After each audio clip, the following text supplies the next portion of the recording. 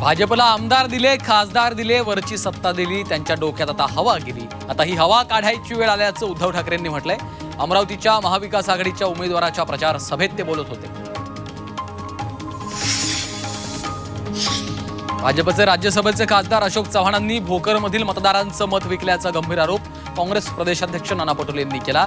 तर कारखान्याच्या नावाखाली फडणवीसांकडनं अशोक चव्हाण यांनी 150 कोटी रुपये घेतल्याचाही आरोप त्यांनी केलाय. त्यामुळे या निवडणुकीत भोकरवरील अशोक चव्हाणांचा 7-12 खोडायची वेळ आल्याचं पटोले यांनी म्हटलंय.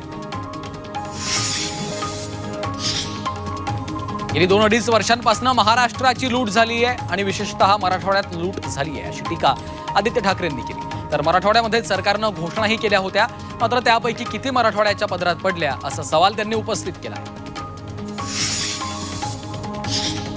राहुल गांधी यांच्या संविधान सभेवर उपमुख्यमंत्री देवेंद्र फडणवीसांनी निशाणा साधला.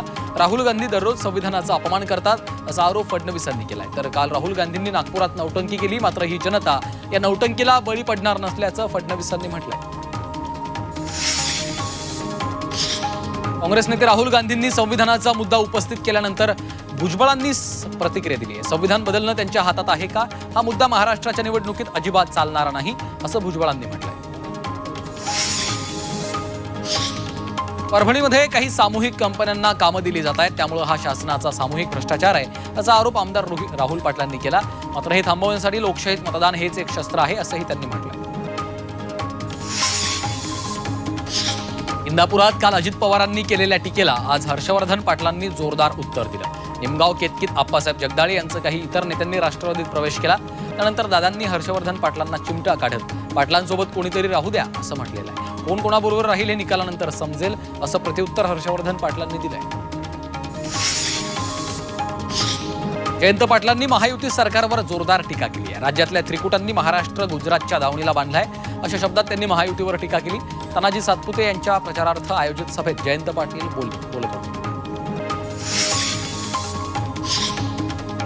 पूनम महाजन यांनी जी काही भूमिका मांडली आहे त्यामध्ये काहींना काही सत्य असेल अशी प्रतिक्रिया काँग्रेसचे प्रदेशाध्यक्ष नाना पटोले यांनी दिली आहे. त्या घटनेतून भाजपची मानसिकता स्पष्ट होतीये असं चित्र आहे, मात्र वास्तविकता काय असेल ते पूनम महाजन मांडतील असं नाना पटोले यांनी म्हटलं. राष्ट्रवादीचे नेते प्रफुल्ल पटेल यांचे निकटवर्तीय राजेंद्र जैन यांनी शरद पवारांचं तिरोड्यात स्वागत केलं. शरद पवार आमचे नेते आहेत, ते जिल्ह्यात आल्यानं त्यांचं स्वागत करणं आमची परंपरा आहे असं जैन यांनी म्हटलंय. पण या स्वागताचे अनेक अर्थ काढले जात आहेत पटेल असं देखील त्यांनी म्हटलं.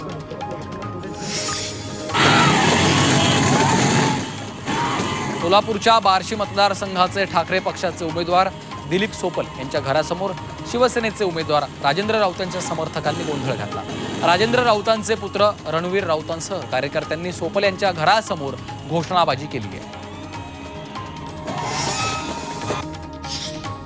पंतप्रधान मोदी उद्यापासून महाराष्ट्र दौऱ्यावर येत आहेत. 14 तारखेपर्यंत त्यांच्या 10 सभा होणार आहेत अशी माहिती मंत्री गिरीश महाजन यांनी दिली. तर महायुतीची सत्ता येईल आणि महायुतीचाच मुख्यमंत्री होईल असा विश्वासही त्यांनी व्यक्त केला आहे. किनवटसाठी महाविकास आघाडी सरकारच्या काळात 1 रुपया निधी देण्यात आला नव्हता, मात्र आमचं सरकार पुन्हा आल्यानंतर आम्ही किनवटच्या विकासासाठी भरीव निधी देऊ असं मोठं विधान देवेंद्र फडणवीसांनी केलंय. तर मराठवाडा दुष्काळमुक्त करू असंही फडणवीसांनी म्हटलंय. किनवटमध्ये फडणवीसांची जाहीर सभा असावी. पुण्यातील प्रकाश आंबेडकरांच्या निवासस्थानी उपमुख्यमंत्री अजित पवारांनी प्रकाश आंबेडकरांची भेट घेतली. काही दिवसांपूर्वी आंबेडकरांवर एन्जिओप्लास्टी करण्यात आली होती. आज आंबेडकरांच्या तब्येतीची विचारपूस अजित पवारांनी केली आहे. विधानसभा निवडणुकीच्या रणधुमाळीत अजित पवारांनी भेट घेतल्याने चर्चा सुरू झाली.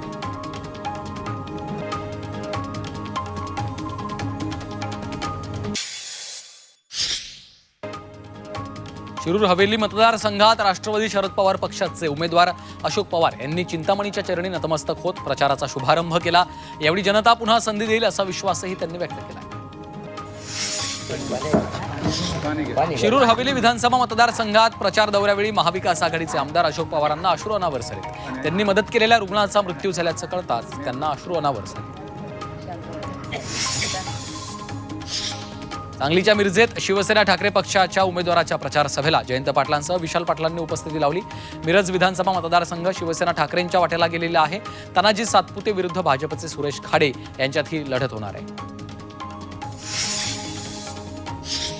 उल्हासनगर शहरातील गुंडाराज खतम करण्यासाठी पुन्हा एकदा भाजपचे कुमार ऐलानी यांना निवडून द्यावं असं आवाहन पंकजा मुंडेंनी केलं। तर ऐलानी यांना उल्हासनगर विधानसभा मतदारसंघात पहिल्यांदा उमेदवारी गोपीनाथ मुंडे यांनी मिळवून दिल्याची आठवणही पंकजा मुंडे यांनी उपस्थितांना करून दिली। आणि मला स्वतःहून सांगतायत की आम्ही दादांच्याच बाजूने। गेल्या 20 दिवसांपासून सुनेत्रा पवार बारामतीमध्ये प्रचार करतात। दरम्यान आपल्याला उदंड प्रतिसाद मिळत असल्याची प्रतिक्रिया सुनेत्रा पवारांनी दिली। तर जनता हुशार आहे आणि ते मतदानातून दिसेल असंही त्यांनी बोलताना म्हटलं। चंद्रपूरच्या बल्लारपूर मतदारसंघात भाजपचे नेते सुधीर मुनगंटीवारांचा ग्रामीण क्षेत्रात प्रचाराचा धडाका सुरू आहे। भेसगाव इथं मतदारांच्या वैयक्तिक भेटीगाठी घेत राजकीय स्थिती बळकट करण्यासाठी ते प्रयत्न करत आहेत। दरम्यान भाषणातून ग्रामीण भागात पूर्ण केलेल्या विकास कामांची देखील ते माहिती घेत नागरिकांना देतात। रत्नागिरीतून किरण सामंत नक्की निवडून येतील असा विश्वास खासदार श्रीकांत शिंदेंनी व्यक्त केला। तर कामाचा पाठपुरावा कसा करावा हे किरण सामंतांकडून शिकावं अशा शब्दात त्यांनी कौतुकही केलं। जालना मतदारसंघात प्रचाराची रणधुमाळी जोमानं सुरू आहे। जालन्यातून कैलास गोरंट्याल आणि अर्जुन खोतकर यांच्यात आता कॉर्नर बैठकांवर जोर दिला जातोय। यावेळी मीच विजय होणार असा दावा दोघांनी देखील केला आहे।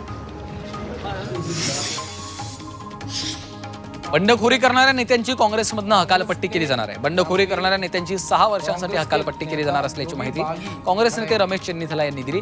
10 तारखेला महाविकास आघाडीचा जाहीरनामा प्रसिद्ध होणार असून राज्यात कुठेही मैत्रीपूर्ण लढत होणार नाही असं त्यांनी म्हटलंय। कारंजा आणि वाशिम दोन्ही मतदारसंघातील भाजपा उमेदवारांची प्रचार करणार नसल्याचं शिवसेनेचे जिल्हाध्यक्ष महादेव ठाकरे यांची पत्रकार परिषदेतून त्यांनी माहिती दिली आहे। रिसोड मतदारसंघात शिवसेनेच्या भावना गवळी यांना महायुतीमधनं उमेदवारी देण्यात आली आहे। मात्र भाजपचे बंडखोर उमेदवार आनंदराव देशमुखांनी बंडखोरी करून भाजपकडनं कारवाई न केल्याने शिवसेनेनं भाजपचा प्रचार न करण्याचा निर्णय घेतला। हात जोडून सांगितले पंढरपूर मतदारसंघात समविचारी आघाडीचे प्रमुख माजी नगरसेवक अजित जगतापांनी भाजपचे उमेदवार समाधान अवताडे यांना पाठिंबा दर्शवला। याचा काँग्रेसचे उमेदवार भगीरथ भालके यांना फटका बसलाय। शरद पवारांनी उमेदवारी नाकारल्यानंतर काँग्रेसची उमेदवारी घेतल्यानं भालकेंच्या अडचणी वाढल्यात। लाडकी बहीण योजनेवरून छगन भुजबळांनी विरोधकांना टोला लगावलाय। राज्याचं वाटोळं होणारे अशी टीका करणारे नेते आता स्टेजवर 3000 रुपये देण्याच्या घोषणा करतायत। आता हे कसं काय शक्य आहे असा सवाल त्यांनी केलाय। काँग्रेसनं आश्वासनामध्ये लाडक्या बहिणींना 3000 रुपये देण्याच्या विधानावर भाजपचे नेते मुनगंटीवारांनी कडाडून टीका केली। 1,500त स्वाभिमान विकू नका असं बोलणारे आता 3000ची किंमत लावतायत का असा सवाल देखील त्यांनी केला। सर्व राज्य हातातून निष्ठत चाललेली असताना काँग्रेस खोट्या नरेटिव्हचा आधार घेत आहे असं त्यांनी म्हटलंय। राणेंच्या बालेकिल्ल्यात उद्धव ठाकरेंची तोफ धडाडणार आहे। उद्धव ठाकरे 13 नोव्हेंबर रोजी सिंधुदुर्ग जिल्ह्याच्या दौऱ्यावर जाणार आहेत। सिंधुदुर्ग जिल्ह्यातील 3ही विधानसभा मतदारसंघात उद्धव ठाकरे जाहीर सभा घेणार आहेत। दुपारी 3 वाजता कणकवली, संध्याकाळी 5 वाजता कुडाळ तर संध्याकाळी 7 वाजता त्यांच्या सिंधुदुर्गात जाहीर सभा होतील। आता राणेंच्या बालेकिल्ल्यात उद्धव ठाकरे काय बोलणार याकडे लक्ष लागले। पुणे जिल्ह्यातील 202 मतदार केंद्रांच्या ठिकाणांमध्ये बदल करण्यात आले। मतदान केंद्रांवर मूलभूत सुविधांचा अभाव असल्यानं खडकवासला, बारामती, भोर आणि हडपसर या मतदारसंघातील 202 मतदान केंद्रांच्या ठिकाणामध्ये बदल करण्यात आला आहे। मावळमध्ये प्राचार्यांविरोधात गुन्हा दाखल करण्यात आलाय। सेंट माउंट हायस्कूलमधील प्राचार्यांनी निवडणुकीच्या कामामध्ये असहकार्य केल्यानं त्यांच्यावर गुन्हा नोंदवण्यात आला। निवडणूक अधिकाऱ्यांनी कलम 134च्या अंतर्गत ही कारवाई केली आहे। विधानसभा निवडणुकीच्या पार्श्वभूमीवर पिंपरी चिंचवडमध्ये चिंचवड गावात 35 लाख रुपये जप्त करण्यात आले। पिकअप वाहनासह एकाला पोलिसांनी ताब्यात घेतलंय।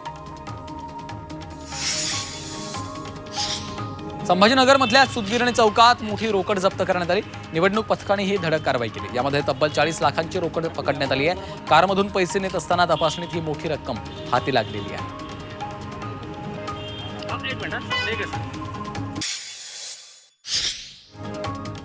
गुन्हेगारी प्रवृत्तीचं उदात्तीकरण करणारं टी-शर्ट विकणाऱ्या विक्रेत्यांविरुद्ध आणि ई-कॉमर्स प्लॅटफॉर्म विरुद्ध FIR नोंदवण्यात आला आहे। ई-कॉमर्स प्लॅटफॉर्म्सवर प्रसिद्ध गुंड लॉरेन्स बिश्नोई आणि दाऊद इब्राहिम यांच्या चित्रांचं उदात्तीकरण करणारे टी-शर्ट विक्री केल्याप्रकरणी गुन्हा नोंदवला आहे।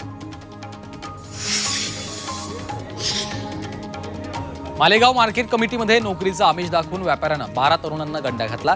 या तरुणांच्या नावे नाशिक मर्चंट बँकेमध्ये खातं खोलून त्यावर 15 दिवसात 100 कोटींची उलाढाल करण्यात आली. त्यामुळे या तरुणांनी मदतीसाठी मंत्री दादा भुसेंकडे धाव घेतली आहे. पुणे बोबदेव घाट सामूहिक बलात्कार प्रकरणी पोलिसांची दिशाभूल करण्याचा प्रयत्न करण्यात आला. मुख्य आरोपी शोएब उर्फ अख्तर शेख यानं पोलिसांची दिशाभूल करण्यासाठी स्वतःचं खोटं नाव पोलिसांना सांगितलं. त्यामुळे आता पुणे पोलीस आरोपींच्या गावी जाऊन सखोल तपास करणार आहेत. पुण्यातील कल्याणीनगर पोर्शे अपघात प्रकरणामध्ये अल्पवयीन मुलाच्या रक्ताचे नमुने बदलणाऱ्या फरार अरुण कुमार सिंग यांचा अटकपूर्व जामीन सर्वोच्च न्यायालयानं फेटाळलाय. त्यानंतर अरुण कुमार सिंग सत्र न्यायालयामध्ये शरण आला आहे.